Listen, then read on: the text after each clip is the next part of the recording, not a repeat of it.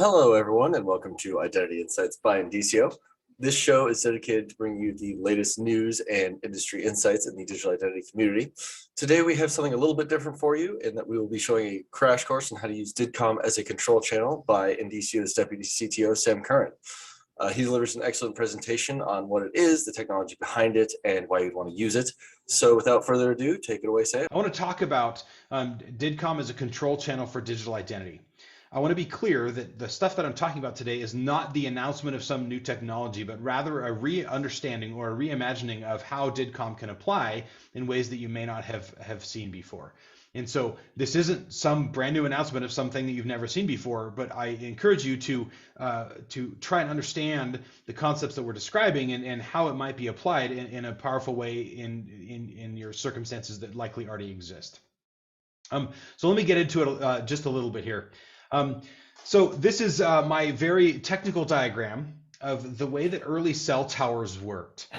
Cell towers have early on, they do lots of fancy stuff today, but early on they had dedicated voice channels. So I forget the exact number, it was somewhere in the 50 range, maybe 56 voice channels that a cell tower could handle because of the number of frequencies that were involved.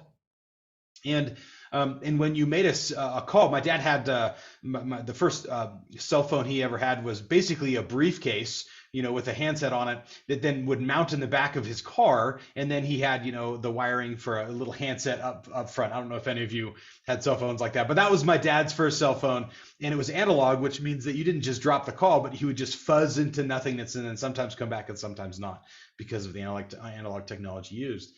And so cell towers work by communicating with the devices, the handsets that were there, and assigning them a voice channel to use on the tower. So when you started a call or you moved from one cell to another cell, and cell transfers were horrendously unreliable in the analog days. They're much better now, but you would communicate with the tower, or rather the cell phone would communicate with the tower to coordinate which of those voice channels are being used. Because you had a fixed number of them and you had to make sure that you didn't collide with anyone else. And so here's the enumeration of that. You had the higher bandwidth voice channels and a low bandwidth control channel that would be used to communicate with the relevant parties to make sure that all worked. This is a super simplified view. The diagrams I was able to find had so much technical complexity that it was like not even useful for a thing. So that's why you get my rendition here. The cellular channels use that, or cell networks use that control channel to do a handful of things. Authentication is one of them. We do that with SIMs today, right, where you're authenticating to the cell phone network so that they'll pass traffic for you. They also handle cell routing, or call routing rather, so that it knows which tower you're on and it can route the phone call to the appropriate place. Call setup and teardown. And an interesting one here is actually SMS. SMS was created and slid into existing technologies almost as an afterthought, which is pretty neat. Here's some actually interesting reading if you're interested. This is signaling system number 7 is the link here. You can see in the lower left of my share on Wikipedia. And signaling system number 7 was the first telephony signaling system to handle the signaling out of band, meaning it didn't use the regular phone call piece of the channel to make it work, but rather it had an out-of-band component that allowed it for much more efficient use. And then, of course, SMS describes how it actually showed up. Interestingly enough, 128 characters was originally the limit of an SMS because that's what they could fit into the existing signaling protocol without adjustment. It was 128 bytes. They later stretched that by using 7-bit 7-bit characters rather than 8-bit characters to get 160 characters into a text message using the existing stuff. So that's kind of a cool historical aside about how this works. But so DIDComm provides, as a comparison to cell network, it provides mutual authentication. Both parties know who each other are. It provides message routing, which is super useful when you have an agent that is on a mobile device or another firewall constrained scenario. And it also provides a framework for protocols for things to be built on top of. There's some bonus features that DIDComm provides as a comparison here. It is decentralized as opposed to the cell phone network, which is very not. It is, you could argue that point a little bit, but I think DIDComm still comes out on top. Provides secure communication privacy and some auto config and feature discovery stuff baked into the protocol, which allows for things to be built on it as a foundation. So let's get visual for a second. This is how the diagram that we frequently use for DIDComm. You have Alice on the left, Bob on the right, and they each have a did and a did document. They use DIDComm. They use DIDComm protocols supported by DIDComm to communicate and do interesting things and talk back and forth.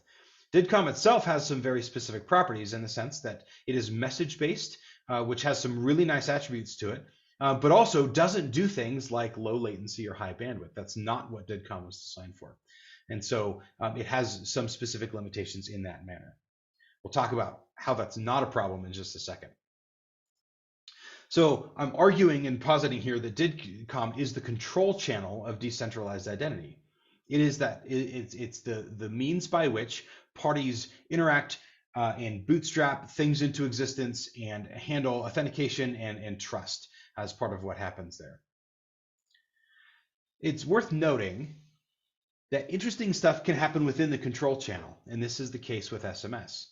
The SMS itself, the text messages traveled directly within the control channel and didn't need anything else to occur in order for that text message to actually transfer. That's really useful. Now, ignore history for a minute. SMS sort of came later. In our case, it's not because we have the benefit of hindsight. But we have, so interesting stuff can happen directly. DIDComm already has interesting stuff happening directly. Credential exchange is an obvious example of this, where you can ask for, issue or ask for, present credentials all within DIDComm protocols, and that works quite well. Interesting stuff, and I think we're familiar with that concept. That's, most of us that have had interactions with that are familiar with doing that stuff directly within DIDComm protocols. Interesting stuff can also happen bootstrapped from the control channel or from the DIDComm connection that provides it really useful abilities. And when you do that, some useful stuff occurs as part of that bootstrapping. So here, back to my amazing visuals here for a minute. You can have a DIDComm protocol that causes for interesting stuff to happen outside of DIDComm itself. This is fairly obvious in the sense that if you had a DIDComm protocol, for example, that facilitated maybe ordering or payment at a restaurant, obviously the food is not delivered over DIDComm. That's kind of a silly example, but I'm making a point here, is that often the interactions that we have sort of other band interactions or side effects that happen in a super useful way. We don't really want our hamburger to be digitized and delivered in a normal fashion that we, over payment rails, for example, even though we might have paid for it with a credit card. And so multi-channel or multi-band interactions happen all the time in our life, and we should apply the same concept to DIDComm and the interesting stuff that it provides. It's worth noting that because of the relationship of the interesting stuff being bootstrapped from DIDComm protocols, any of the trust and the interactions and the circumstances that exist within the DIDComm relationship can provide that or lend that to the interesting stuff that happens on top. And that means that, for example, if Alice and Bob have exchanged credentials and they trust each other, they have built trust in that relationship with each other, that when they begin the interesting stuff, they're not beginning the interesting stuff in a vacuum, but they're beginning the interesting stuff based on the trust and the sort of the history and the relationship that they already have. And that's really important because it gains and it allows you to transfer the trust from the DIDComm relationship that you had into whatever interesting stuff that you're causing to happen in some other channel. So I think I just said this, but you can transfer that trust, becomes transitive between the relationship that you have and the interesting stuff that you do when it happens there. So what is this interesting stuff that I'm talking about? What do I really mean interesting stuff happening outside of that? Payment and money transfer. I have a handful of examples here that I'll talk through, and I'm ending, of course, with the one that Hero does really well, which is why I'm grateful they're here. Payment and money transfer is an interesting one. You can coordinate payment over a DIDComm protocol relatively easy, but allow for the actual payment transfer to happen on whatever payment rails already exist. For example, you can provide a credit card number information to a merchant over at DIDComm, but they're going to run the credit card on their existing payment rails network, and that makes sense. But they have a pretty high degree of trust about the person that they obtained those credit card details from, which means that that leads to low risk scenarios and everything else in a really useful way. You can coordinate all sorts of things, not just the details of a single payment method, but maybe which payment method you're going to use. You walk up to a taco truck, you engage in a protocol automatically. You can discover that they'll take cash, a credit card, or maybe a Bitcoin transfer. And you can decide, or your software can help you pick among those, obviously the ones that you both support, and then can facilitate the transfer of money in a really useful way. So again, the money transfer is happening outside of DIDComm, but it's coordinated from within a DIDComm connection. Another one is shipping. This would allow us to reimagine shipping in a really useful way.